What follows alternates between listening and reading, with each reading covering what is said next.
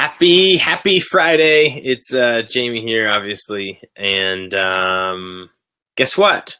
It's Friday Q&A, which is good because the last, 3 Fridays I have not done Friday Q&A. So my apologies for not being consistent. It's been an absolute whirlwind through the last 6 weeks, and it continues to be a whirlwind, but I'm getting a little bit better at my control of my schedule. So I'm kind of excited to get back into the swing of things, and there's just a ton of really cool stuff coming up. Now, by way of just kicking this thing off, obviously I've got a couple questions that I will be answering, and if you do hop on live or even after, if you have any questions that I do not answer or that you think of that you'd like me to answer next week, feel free to comment them below, and I will certainly answer them.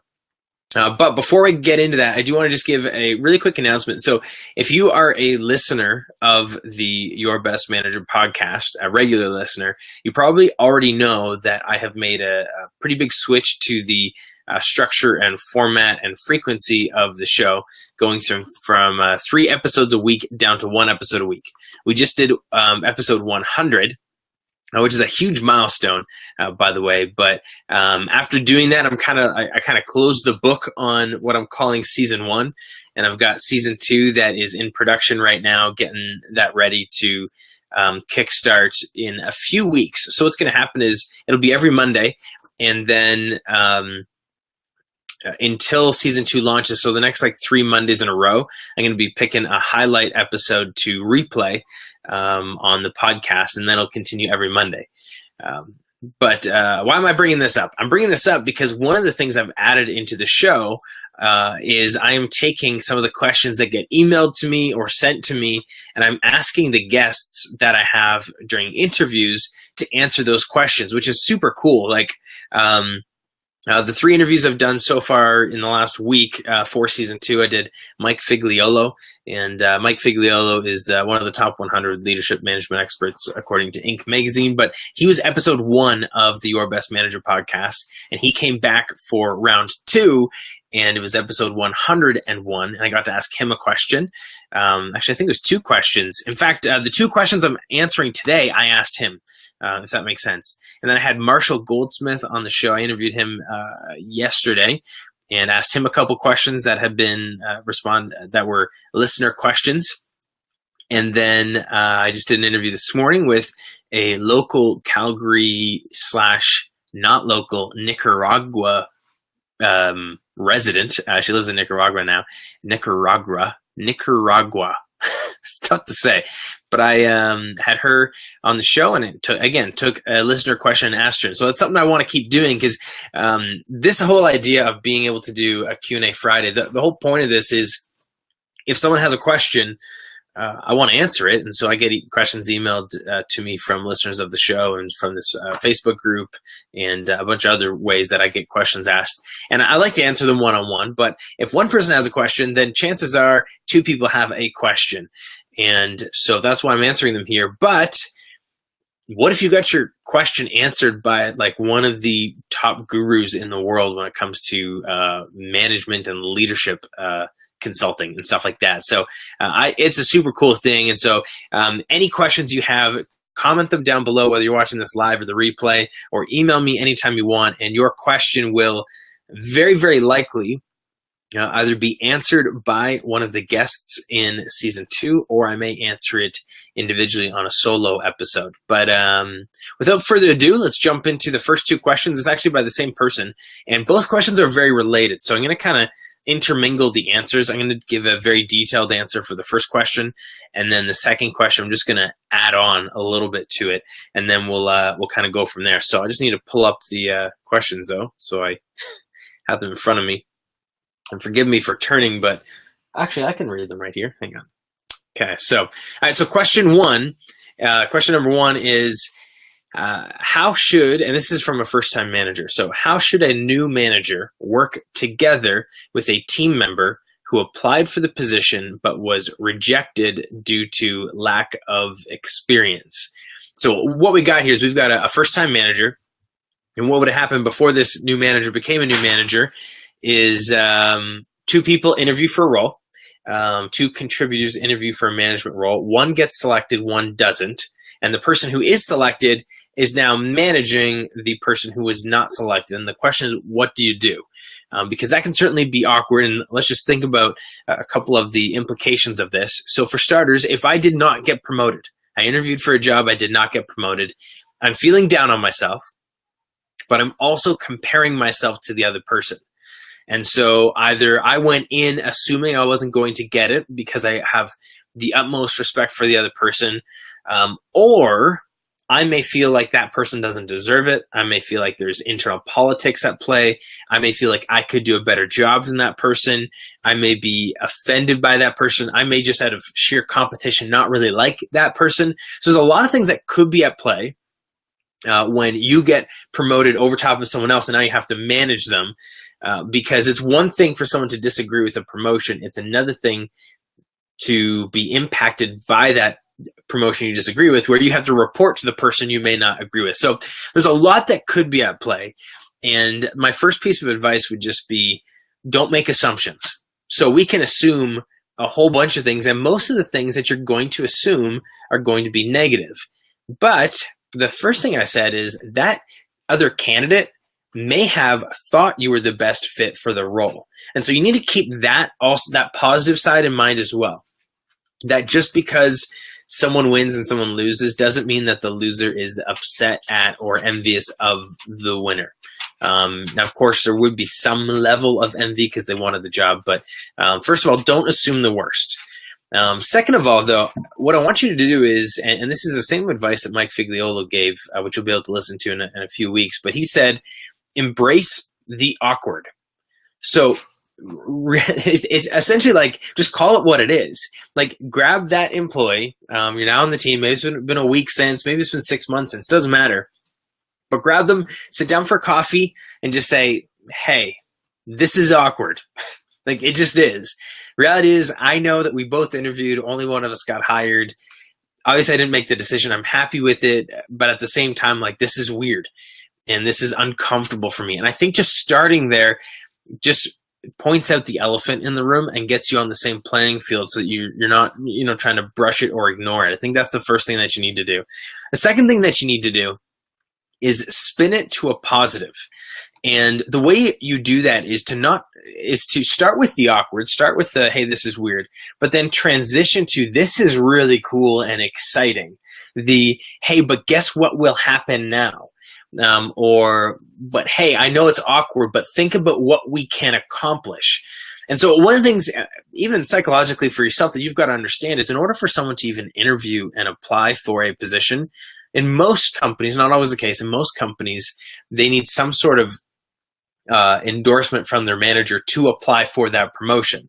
Or they need to, at some level, be somewhat qualified, which means you're probably dealing with a very strong employee. And the reality is, because that very strong employee was not promoted into management, they're probably a really, really good contributor. And so you can be excited about that, but you want to share that excitement. And so it's like, hey, Joe, I know obviously this is kind of weird.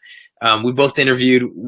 I got it. You didn't. I don't want this to be uncomfortable, but can I just tell you how excited I am? Because I'm stepping into a new role myself, and so this is going to tie into the last point on vulnerability. But I'm stepping into a new role, and we get to work together. Like, think about what a great team we're going to make, because we both could be doing this job.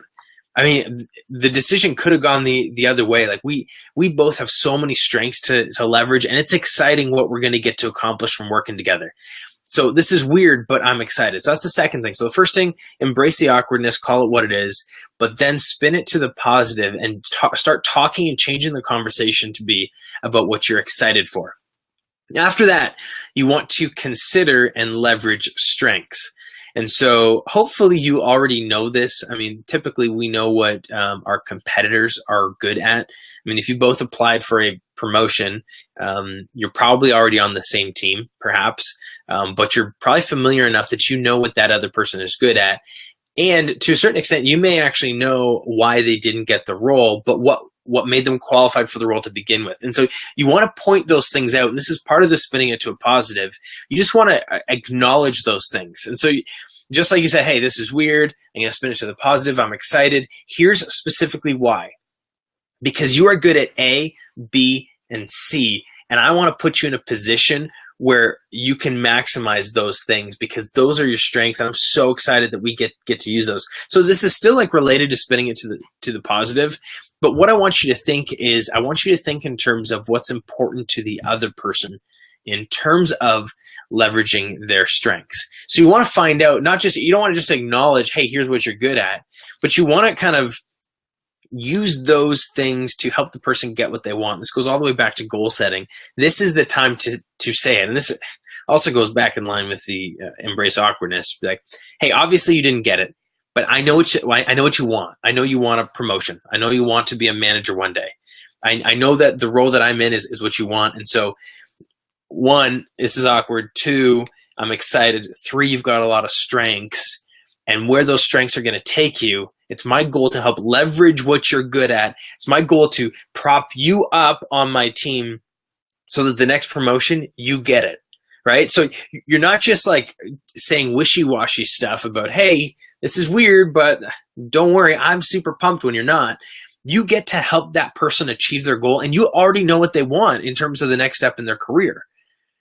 That takes a lot of the headache away from learning about one of your employees because you already know that they want a promotion. And so you want to validate that, be like, hey, I imagine you still want this promotion, right? Well, hey, it's now my intent to help you get there as fast as possible. And I want to leverage what you're good at to get there. But the last thing, and this is maybe the most important thing, is you want to get a commitment from that person. Now, reality is, regardless of how nice and cheery and excited you are, it's awkward and the person may not be happy. And they may even be thrown off and may question how genuine you are being. So it's important to get them to almost give you like a verbal commitment in terms of, hey, we're in this together. We're going to move forward together. We're going to, as I said, I'm going to leverage your strengths, but you want them to say, yes, I'm in. Yes, I'm excited. And so there's a way that you want to do that. And that is by first bringing yourself down to their level. It's very easy to puff out your chest. I just got the promotion. Here's what and I've seen this. It's not intentional, but it happens. I've seen this. And what happens is you get the promotion. You're like, hey, well, now I'm in charge of your career and I'm going to help you accomplish things because I'm the right person for the role. And you may not say it like that, but that's how it comes across. And so what you want to do is you almost want to knock yourself down a level. And just like you want to leverage the other person's strengths, you want to position those strengths to complement your weaknesses. And so what you want to say is, hey, start off, hey, this is awkward. 2, spin it to the positive, I'm excited. 3, leverage your strengths. I know you want to get a promotion, but here's why it's important to me personally. Because I need you to be your best in order for me to be successful. I'm walking into a new role. Here's the areas I'm weak, and you're strong in these areas. Here's what I'm going to need from you. And so here's my commitment to you. I'm going to help you get where you want to go. Can you commit to me that you're going to help me in my areas of weakness? Can you commit to me that you'll tell me when you think I'm not doing a great job? Like, can I rely on you? Can you be that person for me to support me and give me advice from your perspective because you've got a lot of great strengths? And so you're asking for that commitment, but you're making it seem as though that person is more valuable than they probably feel right now. That's not a false confidence. But what you're doing is essentially you're propping the other person up through that. So hopefully all this makes sense. Again, it's like 4 steps. It's embrace the awkward, call it what it is, spin it to a positive because this is exciting, leverage their strengths, talk about what they're good at and bring it back to their goals, and then be vulnerable and talk about how their strengths can complement your weaknesses and get a commitment through your vulnerability for them to give it their all and help make your team great and support you as you help get the rest of your team where you ultimately want to go, which is a better place. All right, so that's question 1. And yes, that was a very detailed, long answer, but question 2 is so related, it's going to be very short. And this is, so question number 2 is the situation where a new manager has to work with a team member who is elder to him and has immense business knowledge. So this is the exact same conversation. identical. The only difference is the other person in this case did not try to get the promotion. And so the challenge you're going to have is you don't know what their career goal is yet. So the solution would be ask them. That's the only thing you'd change. But you want to still call it what it is. Hey, I recognize it's kind of weird. You know a lot. You've been around. You're senior. I trust you. You're good at your job. You've got more years of experience. I just want to call it what it is. It's kind of odd for me to be managing you. But I'm excited. So again, step 2, spin it to the positive. But I'm excited because of your strengths. Changes. I'm curious, where are you going? Like, what are your goals? Where do you want to go within your career? What's important to you? Obviously, I came in and I've been selected to manage and lead this team. Is that something that's important to you? Because if so, I'd like to help you get there because you're really good. I want to leverage those strengths, but I want to help you go someplace better. And then the same thing, you want to get a commitment by talking about vulnerability. Hey, I'm not the expert here on this team. You are. And I'm grateful for that. But I'm going to do everything I can to position you where you're going to be most successful according to the goals you just shared with me. Can you commit to help me? Can you commit to be almost like an advisor to me, like my right-hand man or woman? Can I count on you? Will you help me? And again, you're lifting that person up so they feel valued, but you're also, again, it's not false confidence because the reality is if you've been promoted and you are not the expert, you need to recognize that. And in order to be an effective leader, you need to seek help from everybody. And that includes up the org chart and down the org chart to your team. So leveraging strengths is the real key here. So there's the 2 questions. Again, if you have any questions yourself, you can email me or comment below on this video, and I'd love to answer them next week on the Q&A Friday. And other than that, have a fantastic weekend. I'll see ya.